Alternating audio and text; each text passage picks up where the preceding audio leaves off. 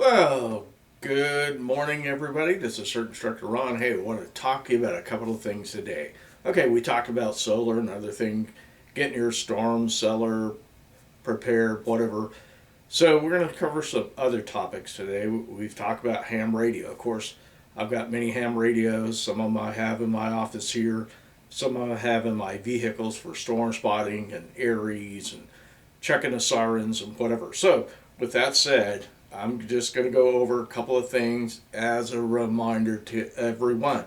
I don't care where you live, you gotta get prepared. I've already showed you a list that you can have handy to look at and kind of a guideline. It's kind of outdated as far as some of the pricings on the list, and that's because, well, prices have went up. So I'd say work on that, but have you at least 3 days of food and water and other things that you're going to need during a time of emergency. But one of the most important things that you need to do, whatever you have, is have the means to keep things like your batteries charged on your radio and your phones. So let's cover that first. One of the things I want to cover is these USB cables, whatever they are, whatever phone you have, I don't care. But I would check them out and make sure whatever you have works very well with your device. So this one will charge my phone, and it may take 2.5, 3 hours to fully charge my phone. So I don't think you want this one charging your phone in the case of emergency. You want this one that's better. I don't know, some of them may be for computer information or phones being downloaded to computers. I don't know which cables are best, but find out which one's best for you. So no matter what you're going through, you can charge your phone quickly.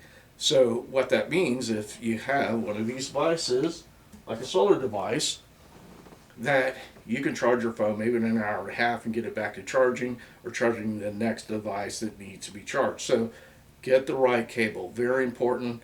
Could cost you some time. Okay, so that's a couple of things we want to cover. The other thing that we want to talk about is we'll talk more about ham radio later, but let's talk about your phone and some of the ways that you can use your phone. Some of the ways you can use your phone is texting people when you go inside your cellar or safe place, whatever. I always call it cellar, old fashioned, I guess. But your shelter, wherever you're going to go, in the interior of your house for a tornado, something like that. It's going to be a small closet or something like that in the interior and the uttermost part of your inside of your house. And you want to put as many walls between you and the threat, like a tornado. It's something we would face in Oklahoma. And I've seen where we have gone in and done search and rescue in these houses that were basically devastated. In some cases, half the house is missing, but the interior closet was saved. And so had you been there, you'd be okay. But during that time when I was checking out those places, most people are at work, thank God.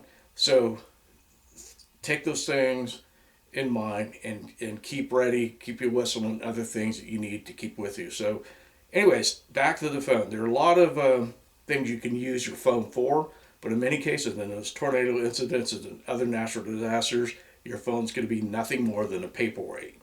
But if it works, there's some apps you probably ought to get, maybe Radar Scope and others out there to check the weather. When I say check the weather, see with the storms, what's going on with them. Some of you are going to have to pay for. There's probably other free ones out there you people probably know.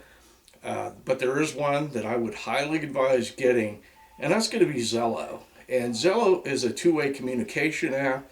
I've got about 16 people on my channel right now.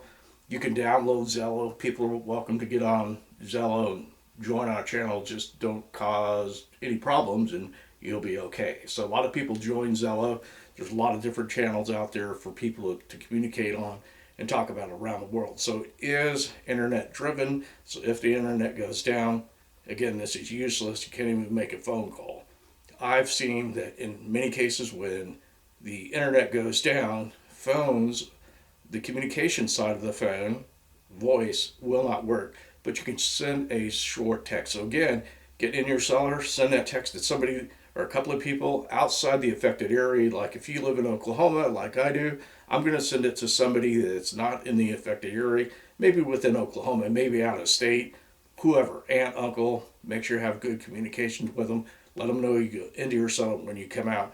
If they don't hear from you, then they probably need to get a hold of whatever county emergency manager or whoever, something, police, somebody, and let them know you may be trapped. So it's a good thing to do. So go in and out. Make sure you use this phone. If you have an app like Zello and your neighbor has it, you can talk to them. They can friend you, or you can make a channel, and you can talk locally or whoever. So if communications don't go down, this is a really good app to get a lot of information out fast. With that said, again, those chargers, like I just showed you, a lot of those are solar. They're good to have on hand. At least have two, because sometimes the power goes out for days at a time. You may not, especially if you don't have a car, may be able to charge your phone if you have one of those devices like I've got. So I've got several on my desk. I keep them in the window most of the time, ready to go. Lynn, my better half, she does the same thing. So she's also a CERT instructor and ARI. So those are a couple of things we want to cover, your phone. With that said, the other thing I want to talk about is communications. These UV5R radios are pretty cheap to get. You can program in all the NOAA radio stations, whether local or distant. So anywhere you go, you can hear the NOAA radio with this radio. Also comes with a handy dandy flashlight, so you can use it as a flashlight, see your way. I'm not going to say it's going to shine very far, but you can at least see where your footing's going. You can get an extra battery. This is something that's good in an emergency.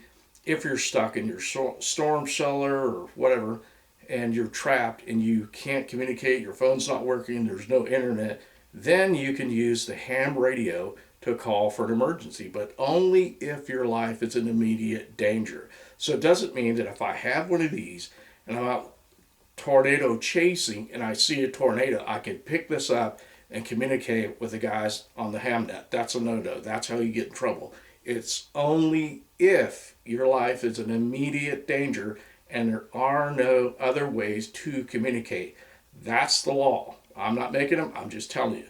So it is good to have one of these, so it may save your life in some cases when there is no other way to communicate. So these are some of the things you should probably have on hand. They're pretty cheap. You can get some that are waterproof, more expensive. I've got a couple of those, but I've used those radio for years. Training canine and whatever for search and rescue and other operations. So it's better to have something like this, really. But again, unless you have the battery power like I have over here, and I can just hook it up and go, it doesn't matter. If you don't have that, that's a good alternative. You can carry it with you on a trip somewhere, and guess what? You can always tune in and find that radio station for NOAA and let you know what the weather is. So these are some of the things that you should probably do to prepare. Other things like get some cash on hand. Small bills are best. I'd say 1s and 5s, really, because if the electronics go down in your area, you can still make transactions with cash. So it's always good to have some cash on hand, have the things on hand you need, ready to go to your safe place.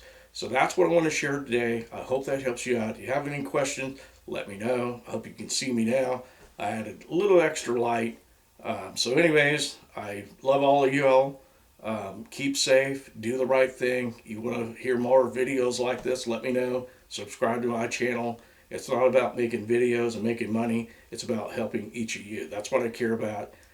But get involved, take the CERT course, get your ham radio license. I always pitch ham radio because when everything else fails, that's what they're going to go back to. And if you're certain you don't have your ham, get your ham. The reason being that when communications go down and you don't have extra radios or the radios don't work, if you're a ham radio operator, they can use you. They can put you in a police car or with a fire truck or whatever, and they may use you for emergency communications. And that's what ARIES is about. So that's all I got today. God bless and thank you all, and keep safe, and most of all, prepare.